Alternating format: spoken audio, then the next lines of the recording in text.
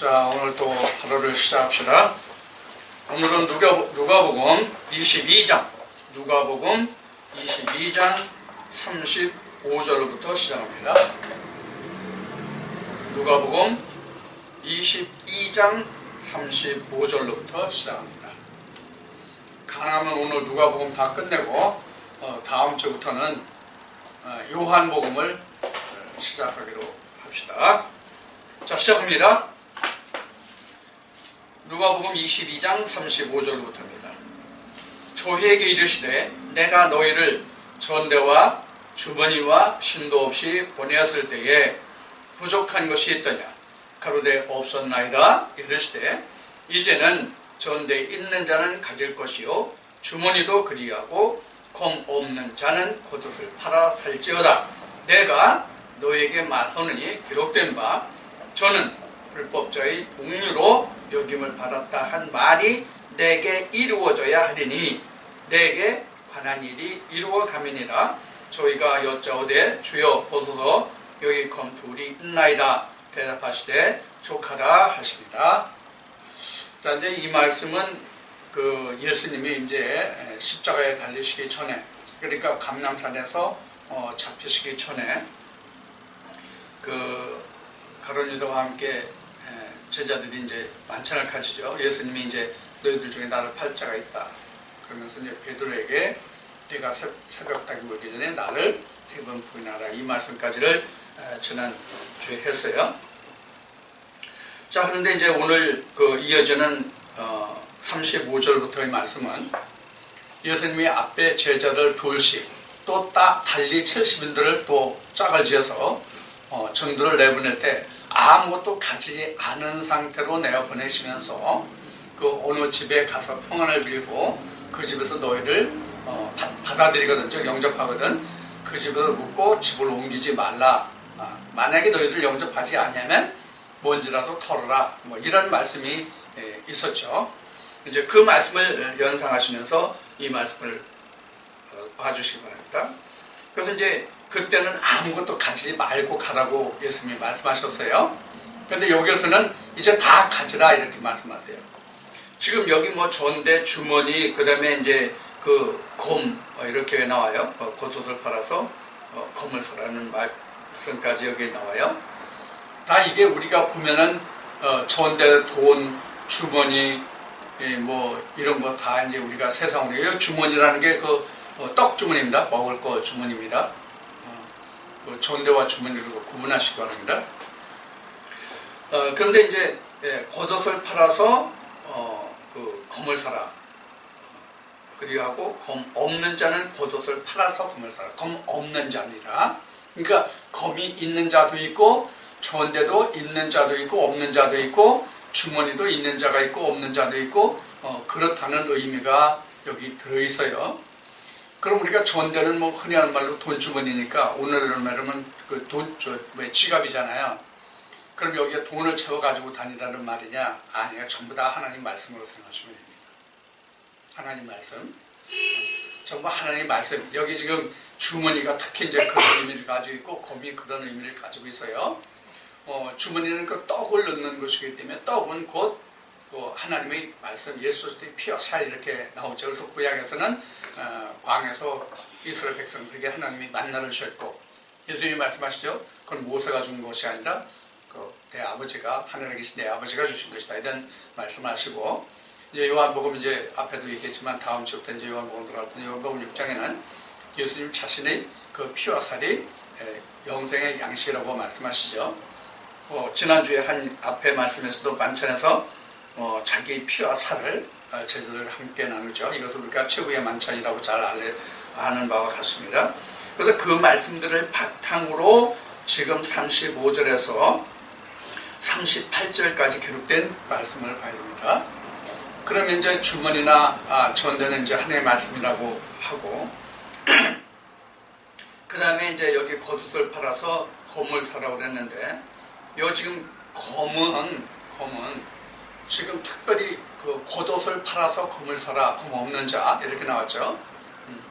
근데 이제 여기 검은 우리가 이제 앞으로 또 이제 바울 서신을 또 배우겠습니다만 앞으로 검은 뭐라고 나왔어요?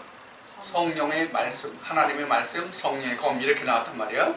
그러니까 지금 이 검도 전부 하나님의 말씀이에요. 그러니까 음으로 양으로 전부 다 여기서 얘기는 주머니나 전대나 신이나 검은 다 뭘 말하냐면 예수 그리스도의 피와 살 하나님 말씀을 뜻하고 있다고 그렇게 생각하시면 됩니다. 이 신이라는 그 말은 원래 그 헬라어로는 옛날에 신발이 제대로 없었던 게 샌들 이런 건데 발을 싸매는 것. 그래서 누구 수하에 들어갔다, 누구의 종이 됐다 이런 의미로 바로 이 신발이라는 그 의미에 들어 있습니다.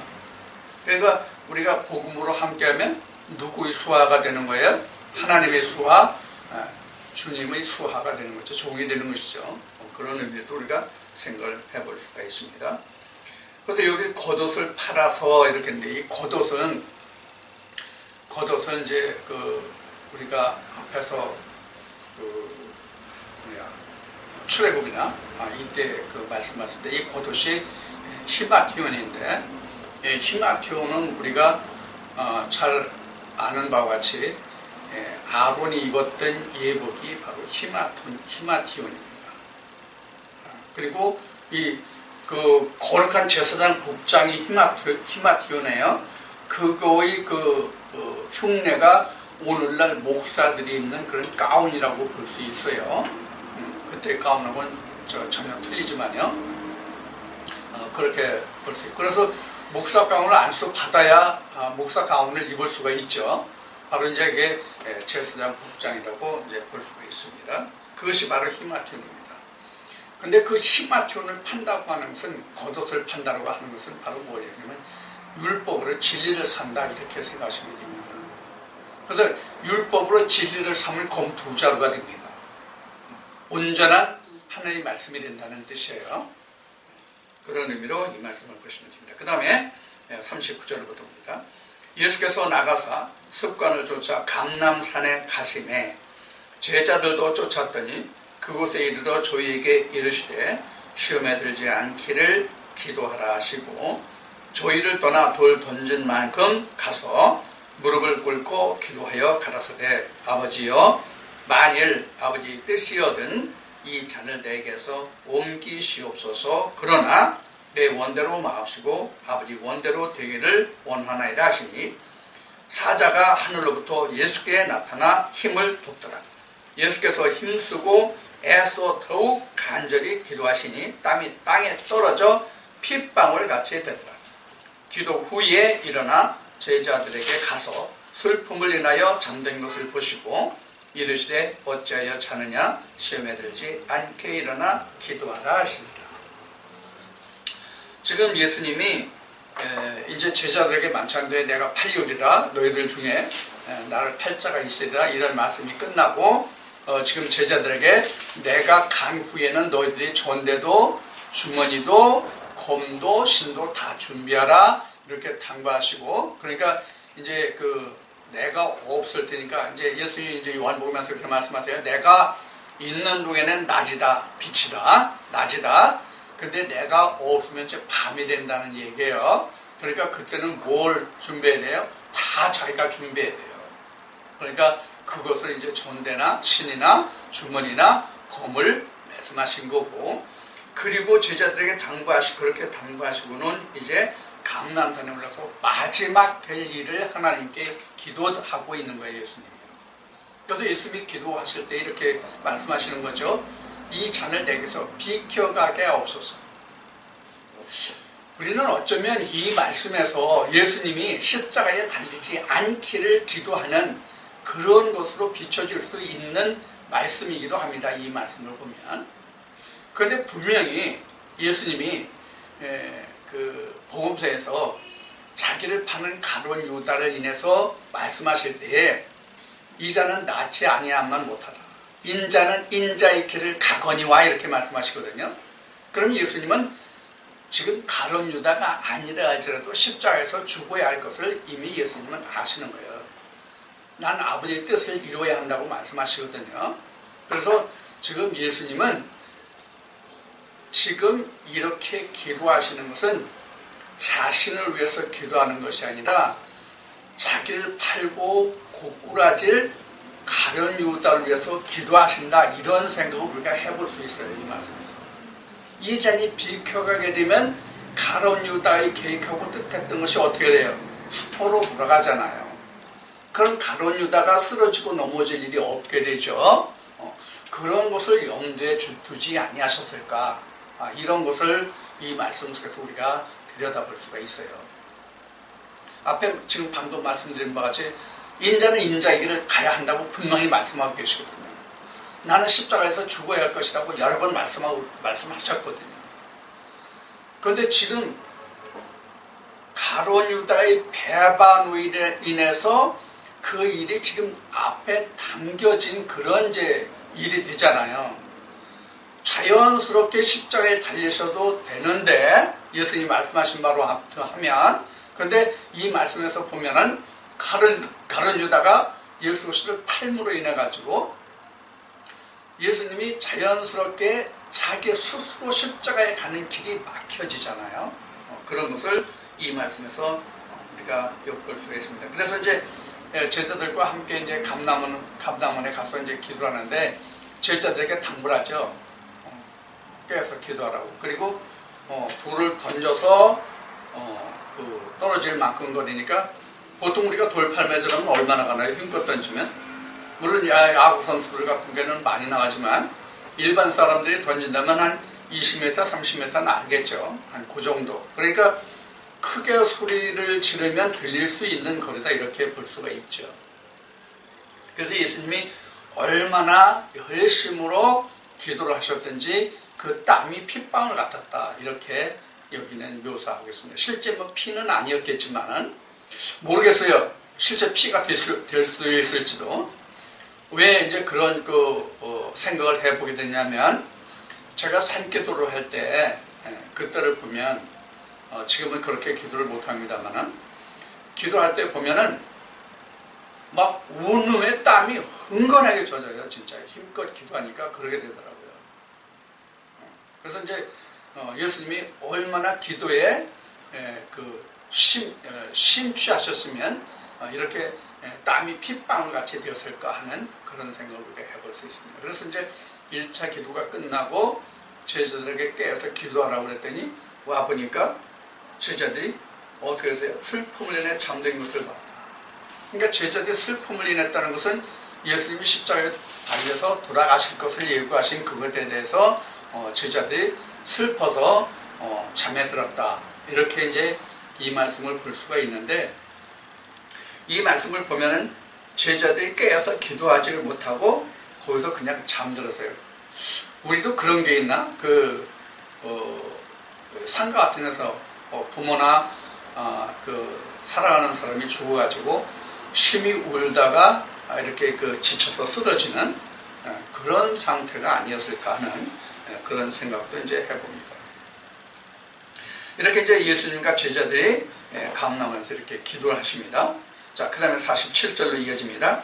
말씀하실 때, 제자들에게 깨어서 기도하라고 이렇게 말씀하실 때에 한 무리가 오는데 12 중에 하나인 유다라 하는 자가 그들의 앞에 서서 와서 예수께 입을 맞추려고 가까이 하는지라 예수께서 이르시되 유다야, 내가 입맞춤으로 인자를 파느냐 하시니 좌우가 그 될 일을 보고 여짜오되 주여, 우리가 검으로 치리까 하고 그 중에 한 사람이 대제사장의 종을 쳐 그 오른편 귀를 떨어뜨린지라 예수께서 일러 가라사대 이것까지 참으라 하시고 그 귀를 만져 낫게 하시더라. 예수께서 그 잡으러 온 대제사장들과 성전의 군관들과 장로들에게 이르시되 너희가 강도를 잡는 것 같이 검과 뭉치를 가지고 나왔느냐? 내가 날마다 너희와 함께 성전에 있을 때에 내가 내게 손을 대지 아니했다. 그러나 이제는 너희 때요 어둠의 권세로다 하시더라. 그러니까 예수를 붙잡으러 오는데 뭐 강도를 붙잡으러 온 것 같이 그렇게 왔다는 거죠. 분명을 데리고. 내가 너희와 함께 성전에 있을 때 너희가 나를 잡지 아니했다. 그런데 이제 너희 손에 내가 잡히면 이제 어둠의 때다, 빛의 때가 다 지나갔다, 이렇게 이제 말씀하시는 거죠. 이 얘기는 뭐냐면 이제 예수님이 뜻을 이룰 때가 다 되었다. 이제 빛으로서의 일, 예수님이 세상에 빛으로 오셨으니까 그 빛으로서의 일이 이제 다 끝나고 어둠의 시대가 다시 온다. 이제 그런 얘기죠. 그래서 이제 예수님이 그들에게 이제 잡혀가시게 되는데 그 과정에서 지금 여기에서는 그냥 한 사람이죠. 예수님과 함께하는 한 사람이죠. 그래서 다른 말씀에는 베드로라고 지적이 되어 있습니다만은 여기서는 이제 한 사람의 그 중에 한 사람이 그 대제사장의 종을 쳐서 오른편 귀가 떨어졌는데 예수님이 그것도 참을 아시면서 그 귀를 만져서 낫게 하셨다 그랬어요. 근데 여기서는 귀를 잘랐다고 이제 돼 있잖아요. 다른 말씀을 보면 그 귀가 떨어졌는데 어떻게 다시 붙였을까 하는 것은 좀 의문이에요. 그런데 여하튼 주님이 그렇게 고쳐주셨다는, 낫게 해주셨다는 기록이 이 말씀에서도 있습니다. 그래서 이제 예수님이 잡히게 되면, 그래서 십자가에 죽으시게 되면 빛이 세상에 없는 거죠. 그러니까 이제 이 말씀에서 53절에 보면은 이제 어둠의 권세다, 어둠의 때다, 그렇게 말씀하시고 있는 것이죠. 그래서 지금은 어둠의 때예요. 지금은 예수님이 없는 지금은 어둠의 때예요. 이 어둠의 때에 빛에 들어가는 사람이 바로 누구냐면 성령을 받은 자가 이제 예수 그리스도와 함께 빛에 들어간 자예요. 오늘날은 이제 예수 그리스도와 함께하는 그런 자죠. 그래서 예수님이 이렇게 허무하게 참 잡혀갑니다. 그 다음에 54절로 갑시다. 예수를 잡아 끌고 대제사장의 집으로 들어갈 때 베드로가 멀찍이 따라가니라 사람들이 뜰 가운데 불을 피우고 함께 앉았는지라. 베드로도 그 가운데 앉았더니 한 비자가 베드로의 불빛을 향하여 앉은 것을 보고 주목하여 그러되 이 사람도 그와 함께 있었느니라 하니 베드로가 부인하여 가로되 이 여자여 내가 저를 알지 못하노라 하더라. 조금 후에 다른 사람이 보고 가로되 너도 그 당이라 하거늘 베드로가 가로되 이 사람아 나는 아니로라 하더라. 한 시쯤 있다가 또 한 사람이 장담하여 가로되 이는 갈릴리 사람이니 참으로 그와 함께 있었느니라. 베드로가 가로되 이 사람아 나는 너 하는 말을 알지 못하노라 하고 방금 말할 때에 닭이 곧 물더라. 주께서 돌이켜 베드로를 보시니 베드로가 주의 말씀 곧 오늘 다 물기 전에 네가 3번 나를 부인하리라 하심이 생각나서 밖에 나가서 심히 통곡하니라. 지금 사실 베드로가 닭 물기 전에 예수를 3번 부인했다 하는 이 내용에 관해서는 지난주에 여러분들께 자세히 말씀을 드렸습니다. 다시 말씀을 드리면 우리는 성령을 받기 전까지는 예수 그리스도가 누구인지를 입술과 마음의 생각으로는 알지만 우리가 체휼을 하지를 못합니다. 다시 말씀드릴게요. 우리가 아무리 성경을 많이 알고 성경을 많이 외우고 암송한다 할지라도 성령을 받기 전에는 예수 그리스도의 실체가 잡히질 않아요. 자기 열심이에요. 자기 마음과 생각이에요. 그러니까 성령이 오기 전에는 얼마든지 예수를 부인할 수 있어요. 누구든지. 그 실체를 모르니까. 그러니까 지금 베드로가 다 물기 전에 예수 그리스도를 부인한 것은 너무나도 당연한 거예요. 그럼 예수 그리스도란다. 베드로가 예수의 실체에 대해서 안 때가 언제입니까? 오순절이에요. 이게 성령 강림이잖아요. 지금 말씀드린 내용이 그거예요. 예수와 함께 3년 6개월 동안 공생을 했을지라도 성령이 오시기 전엔 제자들 그 누구도 예수의 실체를 몰랐어요. 오늘도 마찬가지예요. 신학이 예수 그리스도의 실체를 가르쳐주는 게 아니에요. 목회 현장에서 그래서 예수 그리스도의 실체를 가르쳐주는 게 아니에요. 예수 그리스도의 실체는 각자의 믿음에 달려있어요. 예수의 실체는, 즉 성령은 각자의 믿음의 실체에 달려있어요. 그 믿음의 실체에 따라서 성령을 받으면 그때 비로소 말씀이 온전해지고 진리 예수 그리스도가 와요. 이게 성령적 검투자료예요. 그때가 돼야 검투자료예요. 자, 이제 거기까지만 말씀을 드리면 지난주에 그 베드로가 예수를 3번 모른다고 부인한 내용이 뭐였는지를 우리가 알 수 있습니다. 그래서 이제 오늘은 말씀을 이 정도만 하고 다음으로 넘어갑니다. 63절. 지키는 사람들이 예수를 희롱하고 때리며 그의 눈을 가리우고 물어 가로되 선지자 노릇하라. 너를 친 자가 누구냐고 이 외에도 많은 말로 욕하더라. 지금 63절로부터 65절까지 기록된 예수 그리스도를 욕하고 때리면서 눈을 가리고 때리면서 말하기를 누가 때렸는지 알아맞혀봐라 이런 식이잖아요. 이게 바로 뭔 식이에요? 이게 무당이에요. 바로 이게 무당이에요. 이게 귀신들이 하는 노릇이라고요. 하나님이라고 하는 것은, 예수 그리스도라는 것은 그런 일을 하는 선지자가 아니잖아요. 하나님과 예수 그리스도는 뭘 하는 거예요, 그러면? 그 속성이 뭐예요? 하나님과 예수 그리스도 속성이 뭐예요? 죽을 영혼을 살려주는 것이 그 근본된 속성이에요. 누가 뭘 하면 잘 되고 누가 뭘 하면 어떻게 되고 이거를 알아맞추는 것이 선지자가 아니에요. 그런데 오늘 그 귀신 노름을 실제로 교회에서 많이 하잖아요. 특히 기도원에서 많았었잖아요. 그런 것들이. 은사라는 이름으로 많이 했잖아요. 그게 바로 귀신 노름이에요. 누가 했나 맞춰봐라 이거하고 똑같은 거예요. 지금 예수님을 놓고 사람들이 지금 희롱한 것이 그 정도로 알고 있었어요. 그 정도로. 그러니까 세상에 뭐 점쟁이들 뭐 이 박수들 이 정도로 알았단 말이에요. 그가 누구인지 그 실체를 아는 자가 없었단 얘기예요. 제자들조차도. 하긴 뭐 부활하고 예수님이 제자들과 40일을 함께하는 동안에도 예수의 실체를 몰랐으니까. 부활 후에도. 부활의 예수를 보고도 몰랐으니까. 자, 그 다음 이어집니다. 66절부터. 날이 샘에 백성의 장로들 곧 대제사장들과 서기관들이 모여서 예수를 그 공회로 끌어들여 가로되. 이 공회가 뭐죠? 이때 공회가 뭐예요? 산헤드린 공회라고 여러분들 성경에 기록해 나왔죠? 산헤드린 공회예요. 산헤드린 공회의 그 원천이 어디예요? 그 시작이 산헤드린과 같은 그 근본 원천이 무엇이었냐고요?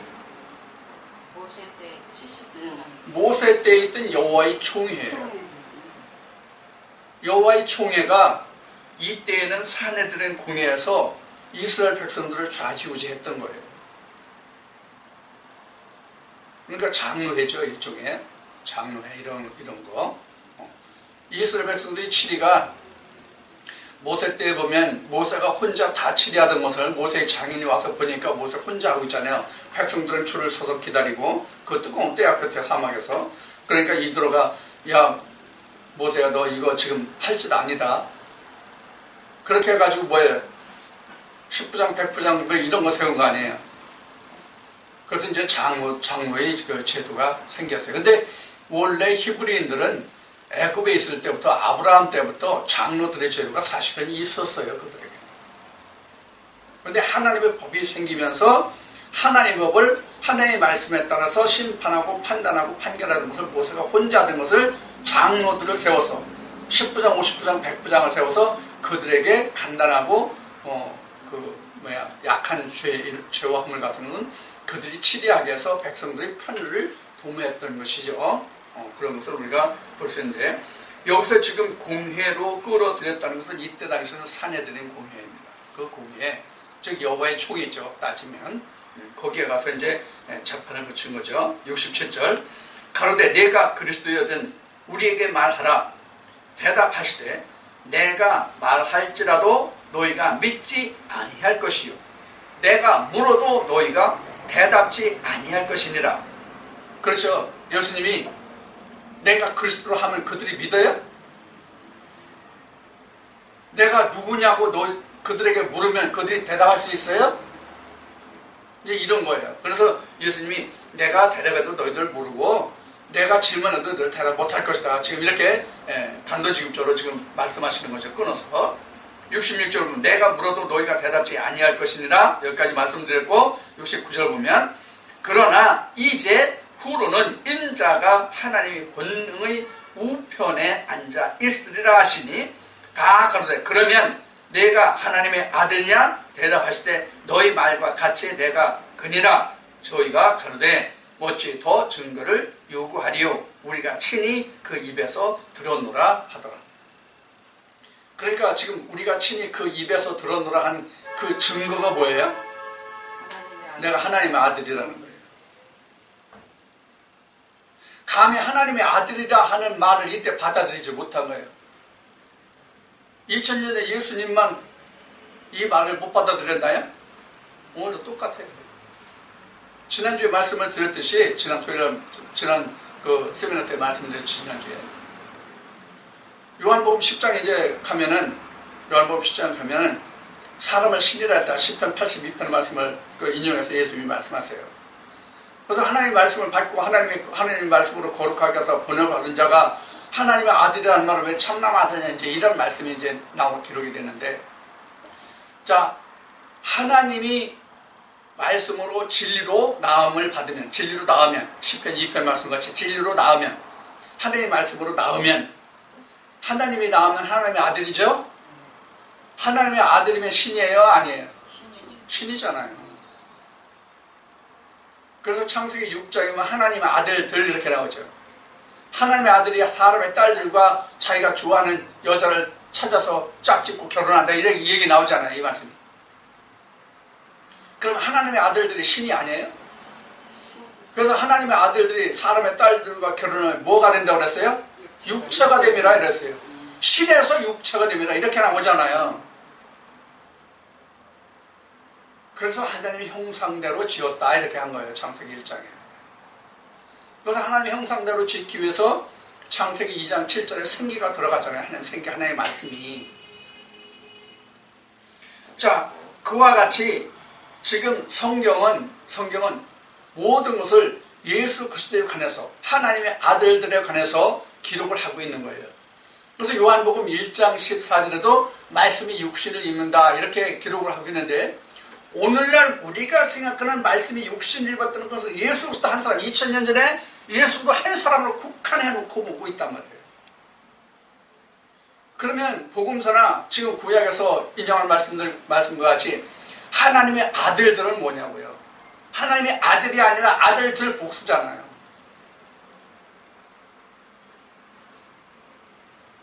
하나님의 아들들이 어떻게 생겨요? 예수 그리스도 한 사람만 얘기한다면 하나님의 아들이 단수를 써야지 어떻게 하나님의 아들들이냐고.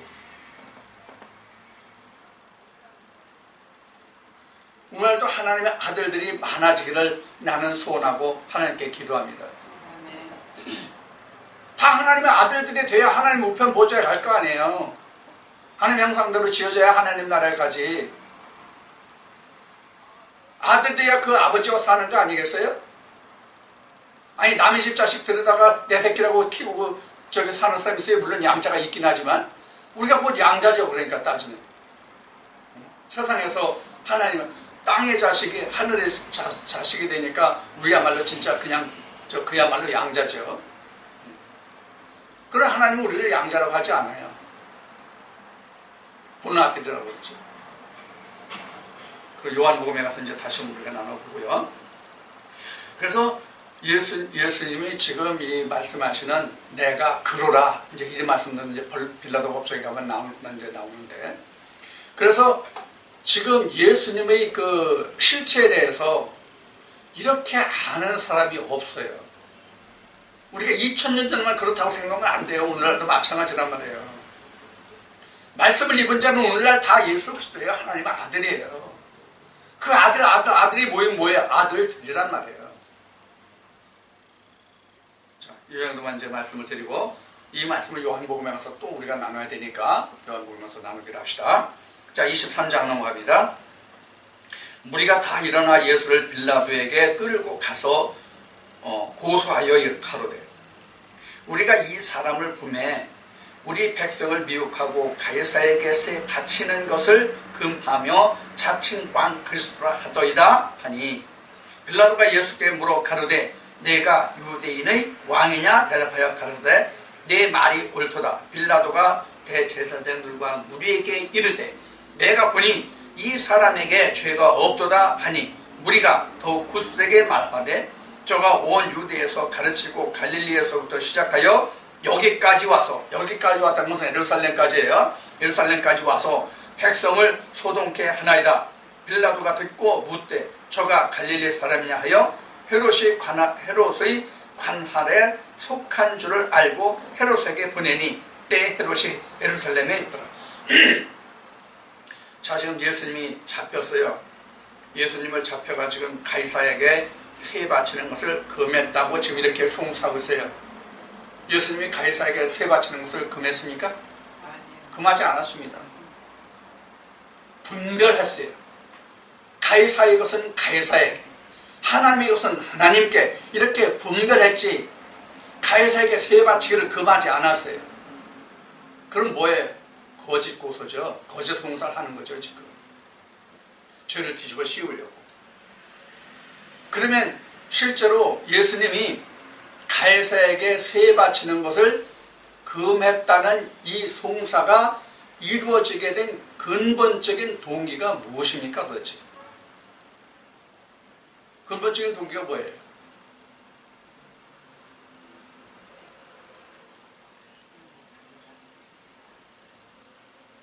예수를 십자가에 못 박게 지금 대제사장들이 송사하는 근본적인 이유가 뭐냐고요, 원인이. 하나님의 아들이라 함이죠. 네. 그럼 하나님의 아들이라 함이 그들에게 왜 송사거리가 되죠?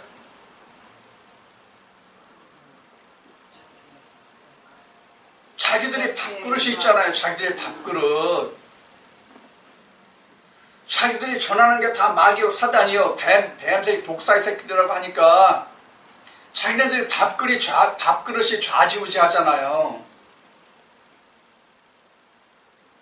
오늘날로 비교해서 얘기합시다. 오늘날로 비교합시다. 지금 예수님이 오셨어요. 지금 우리가 교계에서 말하는 것 같이 예수님이 오셨어요.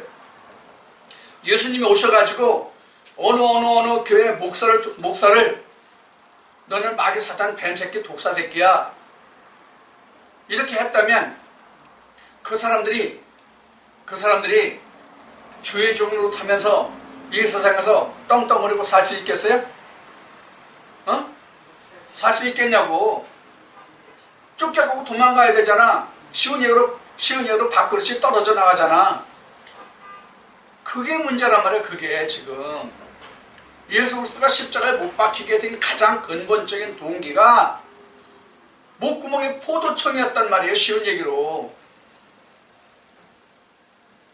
예수가 왕으로 타면 대제사장들은 어떻게 돼?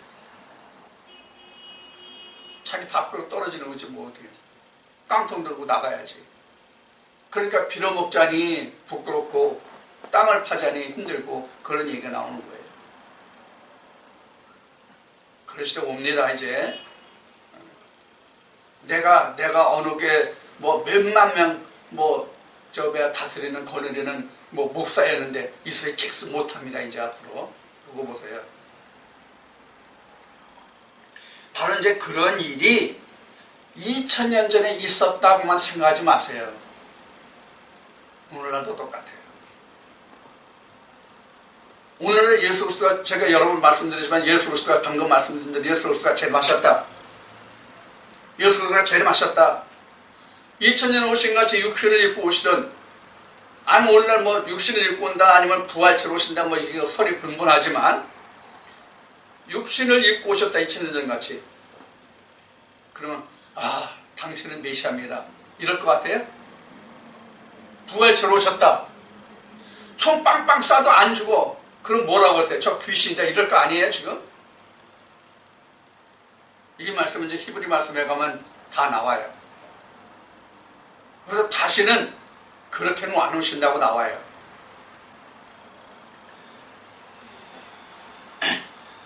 그래서 지난주에도 말씀을 드렸듯이 당시에 바리새인들이 그랬어요. 선지자들이 무덤 묘비를 보면서 그걸 쓰다듬고 청소하고 하면서 내가 그때 당시에 있었으면 나는 안 그랬을 텐데. 안 그러긴 뭘 안 그래 개뿔. 예수도 십자가를 못 박으면서 안 그래? 오늘날이니까 예수 그리스도가 그때 당시에 그랬다고 오늘도 우리가 그때 당시 바리새인들이 그 묘비 비석에 앉아서 하는 얘기가 오늘 우리에게도 똑같단 말이에요. 다를 거 하나도 없어요. 지금 우리가 성경을 그래도 좀 보고 깨달았으니까 지금 우리도 이야기하지. 우리도 이걸 깨닫고 이 말씀을 듣기 전에는 뭐야? 저 고급 영어로 하면 똑같은 영놈들이었지 뭘 그래. 다를 거 하나 있어요? 하나도 없어요. 우리도 똑같이 내가 그때 있었으면 나는 안 그랬을 텐데 그런다고요. 오히려 말씀을 알고 나니까 내가 그럴 가능성이 가장 많았던 사람이라는 걸 생각하게 되더라고요. 나 같은 경우에는. 그래서 이제 오른편, 왼편 양과 염소가 그래서 나온 거예요. 오른편 양은 예수님에게 우리가 한 번도 그런 거 한 적 없어요 그러잖아요. 왼편 염소는 우리가 항상 다 했잖아요 그랬잖아요. 이게 예수를 안 잡아 예수를 모르는 자예요. 예수를 안 자는 우리가 주님께 그렇게 한 적이 한 번도 없다고 그러고 예수를 모르는 사람들은 우리가 언제 안 했냐고 그러고 이게 참 웃기는 얘기 아니에요? 지금 빌라도의 법정에선 예수님의 심정이 지금 그러한 심정이에요. 참 웃긴다 그랬을 거 아니에요.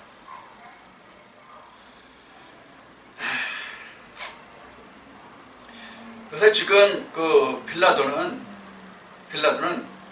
우리가 그 사도신경에는 빌라도 법정에서 예수가 고난하다로 빌라도가 뭐 예수 그리스도를 십자가에 못 박은 것 같이 사도신경은 돼 있지만은 사실은 예수 그리스도를 못 박은 것은 유대인들이잖아요. 대제사장들이잖아요. 오늘날로 말하면 세상의 법이 예수를 십자가에 못 박게 한 게 아니라 교회 다니는 사람들이 예수 그리스도를 세상의 법에 의지하여 예수 그리스도를 십자가에 못 박은 거잖아요. 오늘날도 똑같단 말이에요. 그래서 제가 이 대목에서 이런 말씀을 여러분들에게 드린 적이 있어요. 어떤 얘기냐면 어느 교회에서 문제가 생겼어. 그럼 그걸 가지고 시름시름 싸우고 울고 다투고 그 서로 분쟁하고 분당이 생기고 그러다가 나중에 정 안 되면 어디로 가요? 세상 법정으로 가잖아. 세상 법정으로. 아니 성경 뒀다가 뭐냐고. 성경 뒀다가 하나님의 이름을 부르는 사람들이 성경 뒀다가 뭐하고 세상의 법에 가서 합수하느냐고. 그럼 교회가 세상에 속해 있다는 말이 되잖아요. 생각해보세요. 그런가 안 그런가? 교회 문제를 세상의 법으로 치리해서 옳다 그렇다를 판단하고 심판하고 결정한다면 성경이 뭐 필요하냐고 세상의 법으로 가르치지. 그래야 교회가 맞잖아요. 그럼 세상의 법에 의존해서 판단을 받으면 교회가 세상 법으로 다스려지는 것입니까? 하나님의 법으로 다스려지는 겁니까? 이거 물어보는 사람이 입이 이게 삐뚤어진 거 아니야 이게? 오늘 교회가 그렇단 말이에요. 그래서 저는 교회에서 문제가 생기면 하나님의 법을 놓고 즉 성경을 놓고 성경대로 판단하라. 나는 이렇게 말합니다. 그 다음 이어갑시다. 8절부터 헤롯이 예수를 보고 심히 기뻐하니 이는 그의 소문을 들었으므로 보고자 한지 오래였고 또한 무엇이나 이적 행하심을 볼까 바랐던 연고라라. 지금 헤롯이 예수를 보고 기뻐했는데 그것도 보통 기뻐한 게 아니라 심히 기뻐했네요. 이 말씀을 보니까. 근데 왜 기뻐해서? 이적과 표적 혹시 뭘 하나 보고 싶어가지고 그게 신기했던 애. 참 이게 웃을 일이 아닌데 왜 웃을 일이 아니냐면 오늘날도 그렇잖아요. 어느 기도원에서 어느 교회에서 어느 목사가 뭘 했는데 뭐 어떻다면은 소문이 한 시간도 안 돼서 전국에 다 소문나. 지금은 매체가 발달해가지고 전 세계적으로 소문나. 그러면 그 교회나 목사나 기도는 어떻게 돼요? 졸지에 떠. 사람이 벌떼같이 개미떼같이 보여. 뭔가 있나 하고. 그거 다 개뿔이야. 개뿔이야. 말씀이 아니면 다 개뿔이야 다. 이걸 우리가 꼭 기억해야 됩니다. 대제사장들과 서기관들이 서서 힘써 고소하더라 헤롯에게. 헤롯이 그 군병들과 함께 예수를 업신여기며 희롱하고 빛난 옷을 입혀 빌라도에게 도로 보내니 헤롯과 빌라도가 전에는 원수였으나 당일에 서로 친구가 되니라. 그러니까 예수가 헤롯과 빌라도를 대적해서 친구로 만들어진 계기가 됐어요.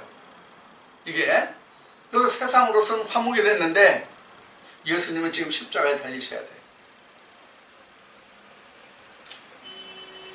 그러니까 이제 이것은 뭐냐면 우리도 오늘날 그 어떤 그 죄를 범한 사람이 있으면 그 죄를 범한 사람이 자기가 그 살고 있는 지역에 관할된 법원에서 재판을 받고 검찰에 그 송사하고 그러잖아요.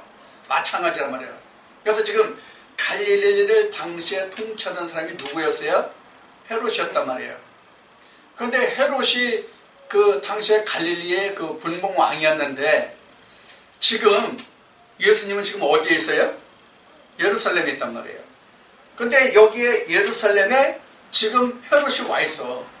그래서 둘이가 지금 예수를 놓고 지금 서로 주거니 받거니 야, 네 관할 구니까 네가 송사하라 이렇게 이제 한 시기예요 서로가.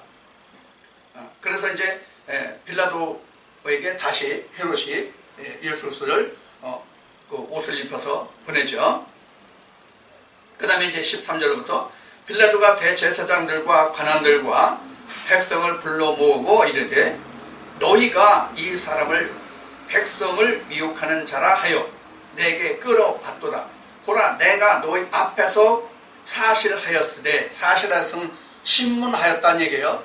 사실을 살펴보았으되 너희의 고소하는 일에 대하여 이 사람에게서 죄를 찾지 못하였고 그 대제사장들과 그 장로들이 송사했지만 그 죄를 사실하여 보니까 죄가 없더라는 얘기예요.